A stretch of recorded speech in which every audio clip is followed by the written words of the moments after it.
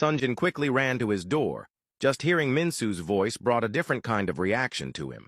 He tried to go out, but the guard assigned by his father to monitor his movements stopped him, pushing Sunjin back into the office and closing the door. Standing there, Sunjin placed his hand on the door, hoping Minsu was still there. He called out her name and asked if she was still there. Minsu answered from outside, telling him she was there and that she just wanted to request something from him. Nothing else. Sunjin asked if she was okay and if she had been sleeping and eating well. Minsu ignored his questions and instead pleaded with him to do something about the statement that had been released by his company about her. She told him that what was said was false, that it was affecting her life, and that she needed her name cleared.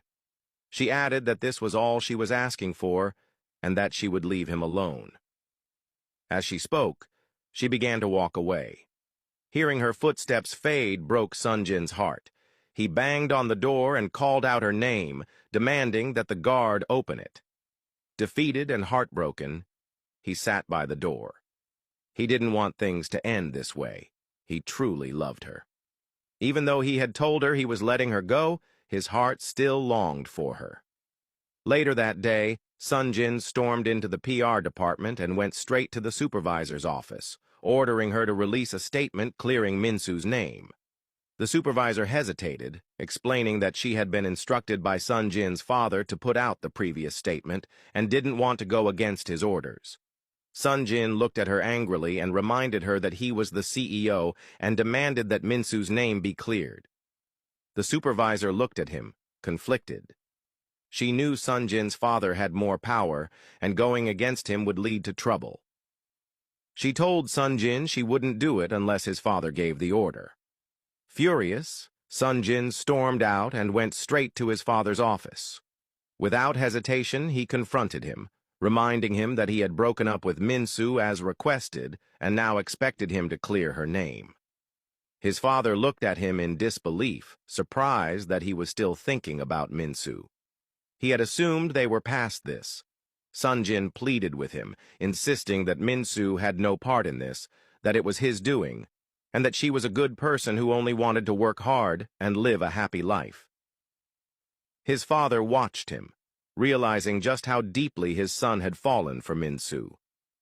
He stood up from his desk, walked over to Sunjin, and told him that he had no problem clearing Minsu's name, but only on one condition. Sunjin had to go on a blind date that he had arranged, and he had to make a good impression on the woman he was meeting. Sunjin, with no other choice, agreed. His father assured him that Minsu's name would be cleared after the blind date. Sunjin walked out angrily.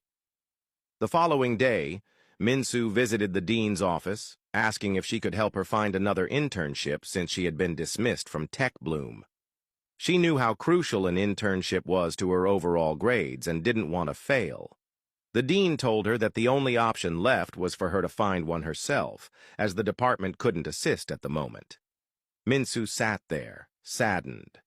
The dean reminded her that she was a smart, hard-working young lady and encouraged her not to let this setback stop her from chasing her dreams. Minsu smiled, thanked her, and walked out. Determined, she decided to search for an internship herself. She knew the best approach was to speak directly to potential employers and explain that the accusations against her were false. She visited several organizations, but none gave her a promising response. Still, she refused to give up. That afternoon, Sunjin arrived at the blind date his father had arranged. The meeting was set at a luxurious hotel. He walked in and approached the young lady seated at the table.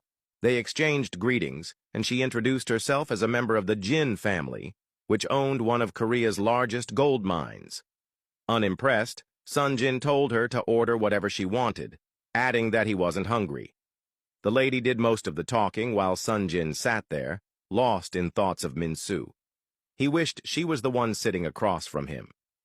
The idea of being on a date with another woman didn't sit well with him, but he knew he had to do this for the woman he truly loved. As they sat there, Minsu walked into the hotel. Sunjin's heart sank the moment he saw her.